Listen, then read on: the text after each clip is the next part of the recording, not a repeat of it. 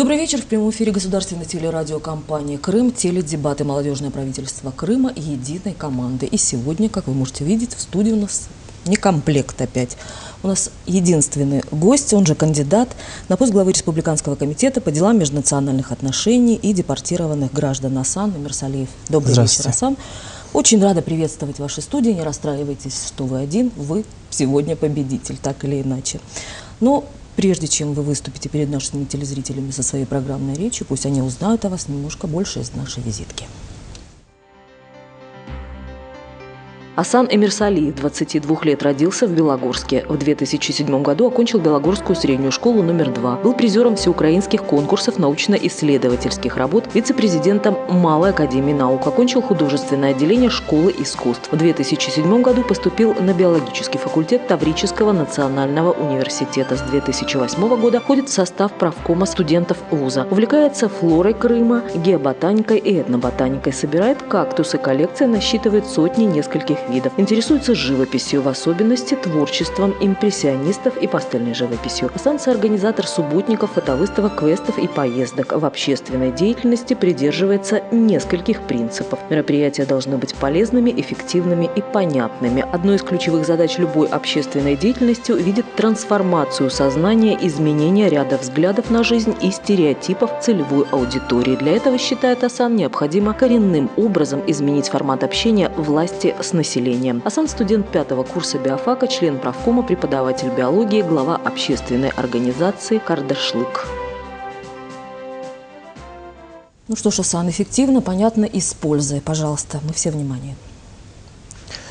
Мы видим, что Республиканский комитет по делам национальностей, по делам межнациональных отношений депортированных граждан постоянно в своей работе прибегает к построению партнерства, потому что межнациональные отношения затрагивают, по сути, любую сторону нашей жизни, и очень, так или иначе, и очень тесно связаны, иногда самым неожиданным образом, практически со всем, что окружает нас, крымчан. Это может быть и политика, и образование, культурная жизнь, религиозная жизнь, духовная жизнь человека. Даже туризм, даже средства массовой информации, даже то радио, которое мы слушаем, все так или иначе связано с межнациональными отношениями. Мы должны, я считаю, направлять все усилия, все возможные усилия для укрепления такого рода сотрудничества между Республиканским комитетом по делам национальностей и депортированных граждан. И другими ведомственными структурами для того, чтобы достичь максимального эффекта. Вот смотрите, вот успешное завершение какого-либо проекта, связанного с культурным разнообразием полуострова, может способствовать тому, что после его успешного завершения какие определенные нужды граждан определенной национальности будут решены. Точно так же определенный экономический проект, который связан с обустройством депортированных граждан, может с собой после своего успешного завершения привести не только к экономической пользе, но и к решению проблем определенной группы граждан. Таким образом, только взаимодействие, только партнерство, только сотрудничество может очень эффективно решить эти проблемы. Крым, мы знаем, это у нас регион уникальный и регион, который привлек очень большое количество людей своей красотой, своей самобытной культурой. Это центр туризма. И я считаю, что и не я один, я думаю, очень многие согласятся, что любой туризм, он должен быть как-то основан на местной специфике, с тем, чтобы люди в Крым приезжали увидеть что-то крымское. И вовсе не обязательно здесь показывать индейцев, фотографироваться с пиратами и так далее. Нужно что-нибудь искать свое, то, что в первую очередь объединяет нас, крымчан, и то, что сформировалось здесь в Крыму, в этой колыбели культур, в течение многих и многих веков. И это одна сторона. Проблема с другой стороны, если способствовать развитию таких вот туристических этноцентров, тогда это будет способом ведения туризма, при этом весьма эффективным, и действительно таким, который сможет Крым вывести на высокий, на мировой уровень. Потому что никому не будет интересно, что приехать в Крым и увидеть здесь что-то, что можно увидеть совершенно в другой части мира. Здесь люди в Крым будут приезжать для того, чтобы увидеть что-либо крымское. И, соответственно, возрождение всего спектра богатой крымской культуры, специфической, и если этот процесс поставить на рельсы малого бизнеса, да, на определенный поток в разумных пределах с умом, то это будет очень хорошим решением. Сейчас существуют в Крыму, витают разные идеи, начиная от самых масштабных построения, строительства этнодеревни, которая бы не просто этнодеревни, а комплекса этнодеревень, связанных с культурой определенной этнической общности Крыма. Это грандиознейший проект, но, мне кажется, следует начинать с того, чтобы в определенных крымских городах, даже селах, построить этнодом. Этнодом, проложить этноулицу, этнографический маршрут. Если это связано, например, с мелкими городами предгорного Крыма, такими как Белогорск, Бахчисарай, наверное, стоит подумать над тем, чтобы шиферную крышу перекрыть черепицей. И, может быть, у кого-нибудь родится идея построить кафешку. Но это традиционную кофейню. Но это все, конечно, мечтание, но я считаю, что вектор развития и возрождения культуры очень тесно должен быть сопряжен с туризмом, потому что в таком случае как бы культура, она становится самодостаточной и сможет получать ресурсы для своего возрождения и, что немаловажно, для своего развития, для новых форм проявления, совершенно из независящего от государства источника. Очень... Если мы отвлечемся от туризма и все-таки сосредоточимся исключительно на межнациональных отношениях у нас на полуострове, каким образом они должны развиваться, по вашему мнению? Какую программу, минимум и программу максимум вы для себя построите? В любом случае, решение проблем, работа Рескомнадзора непосредственным образом связана с людьми, с мнением людей, с их ценностями, с их стереотипами. И с их бытом, в конце концов. С их бытом, безусловно. Здесь необходимо работать с людьми, но ни у одного ведомства, ни у одной ведомственной структуры, конечно, не хватит столько ресурсов для того, чтобы затронуть сознание, достигнуть понимания каждого крымчанина, донести до него те моменты, на которые хочет обратить Рескомнадзор, и привести к тому образу мыслей, которое будет благоприятно в этом отношении, в отношении межнациональных отношений, в плане понимания к репатриантам. То есть это будет не так просто по причине нехватки ресурсов. Что же тогда делать? И я считаю, что необходимо, опять же, повторюсь, немножечко прибегать к построению партнерства. Здесь самые первые будут друзья и помощники, наверное, общественные организации, гражданское общество, национально-культурные организации, кружки этнографические, краеведческие, вокальные и так далее. Все это вместе. Отделение библиотек, вплоть до того, как показывает, например, практика города Белогорска, где краеведческий музей, городская библиотека и несколько кружков, которые занимаются дети, способны проводить мероприятия узконациональной специфики и не только, и тем самым раскрывая свою культуру всем жителям этого города. И даря ее, собственно.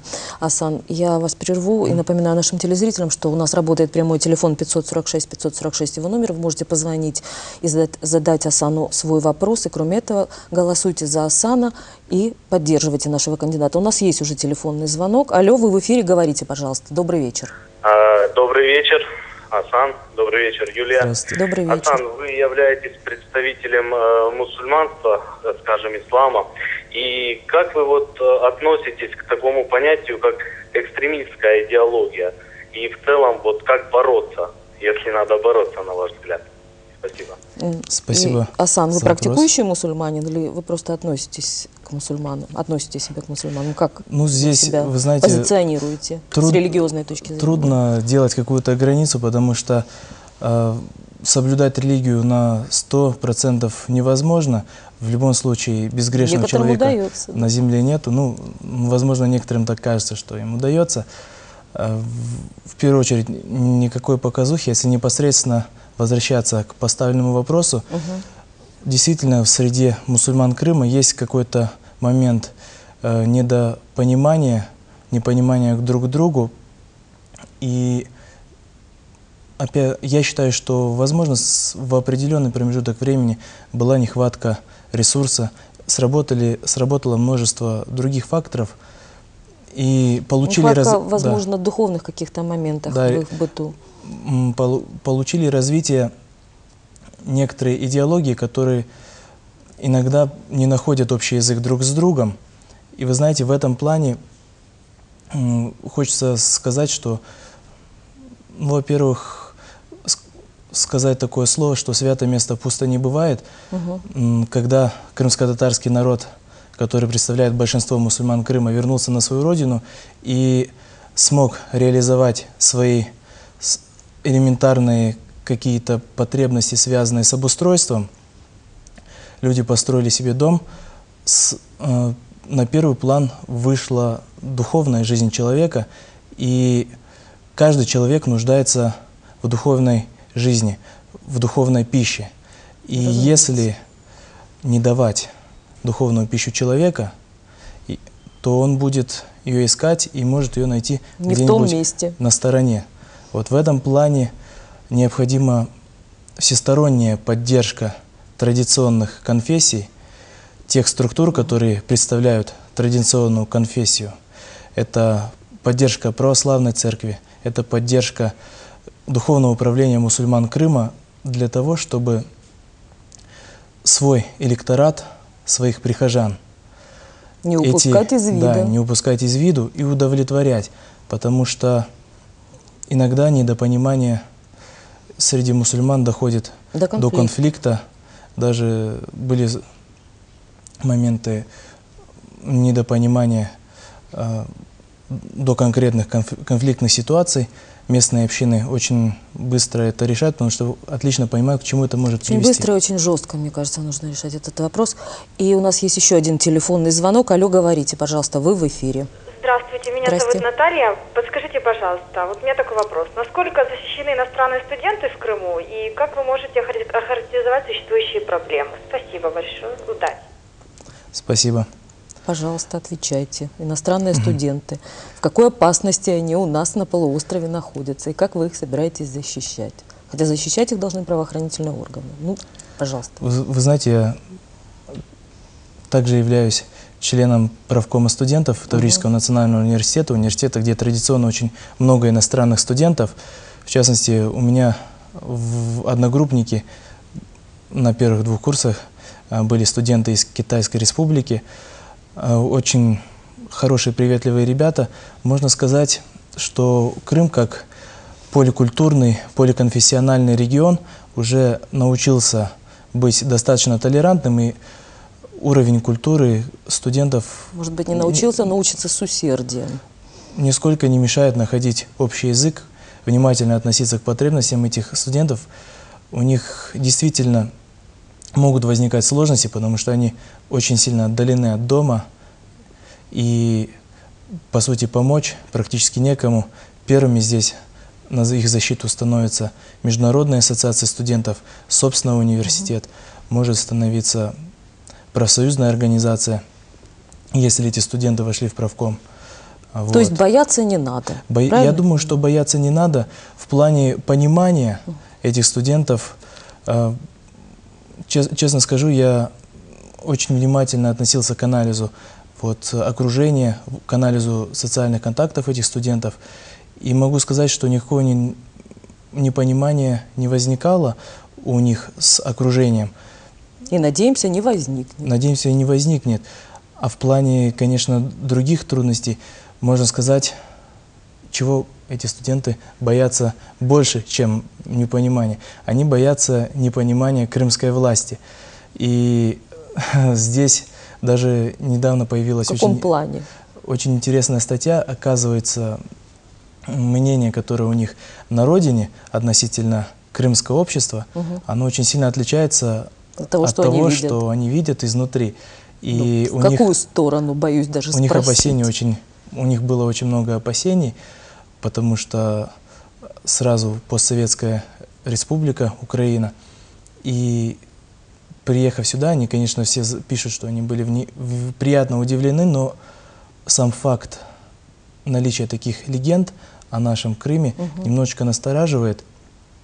Возможно, нужно больше работать над лоббированием имиджа Украины. Положительного имиджа Украины и Крыма. Имиджа Украины, но я думаю, все достижения у нас впереди. Ну, разумеется, у нас есть еще один телефонный звонок. Алло, вы в эфире, говорите, пожалуйста.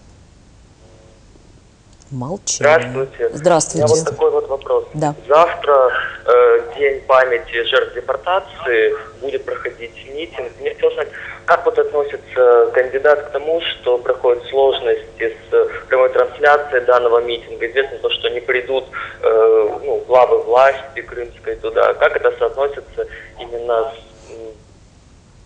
именно с нормальным отношением к депортированным? Спасибо. Пожалуйста. Вы знаете, 18 мая это, конечно, это день траура для Крыма, день памяти депортации крымских татар из Крыма, но это день траура не только для крымских татар, но это день траура для всех крымчан, для всего крымского общества, потому что здесь бесчеловечное преступление имело место в истории, и в любом случае каждый будет считать, приходить ему на это мероприятие, поддерживать каким-либо образом крымских татар в этот день. Для себя лично я могу лишь призвать всех крымчан поддержать крымских татар, потому что мы должны быть, крымчане, вместе едины, понимать друг друга не только по праздникам, но и, конечно, и в беде, и в траурный день.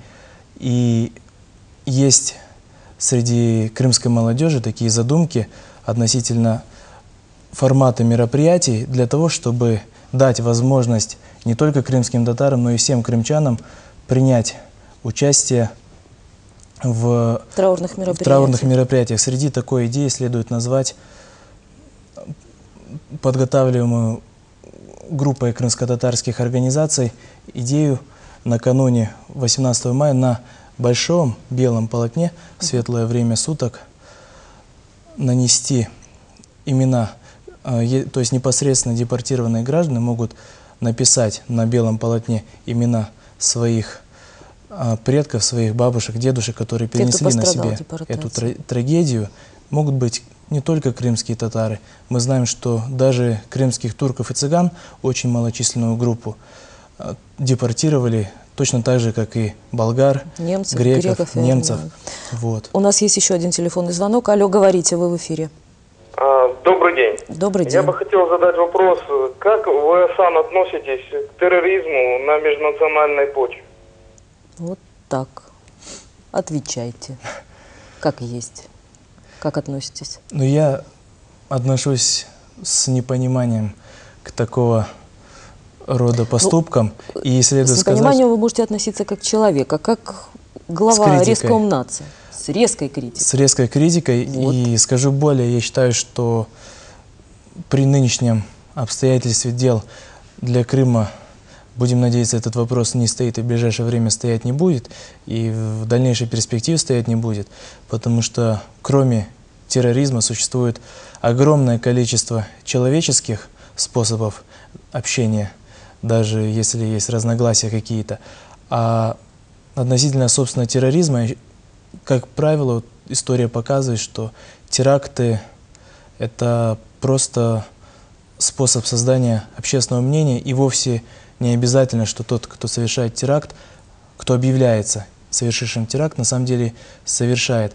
Поэтому, надеюсь, мы этого не увидим у себя в Крыму, но если уже эта трагедия произойдет, то мы ее не должны, в принципе, никому приписывать, потому что, общаясь в равной степени с крымчанами разных национальностей, из разных слоев общества, я ни разу не встречал сторонников этого способа. Это сложный вопрос никому не приписывать. Ну, инопланетяне его совершили.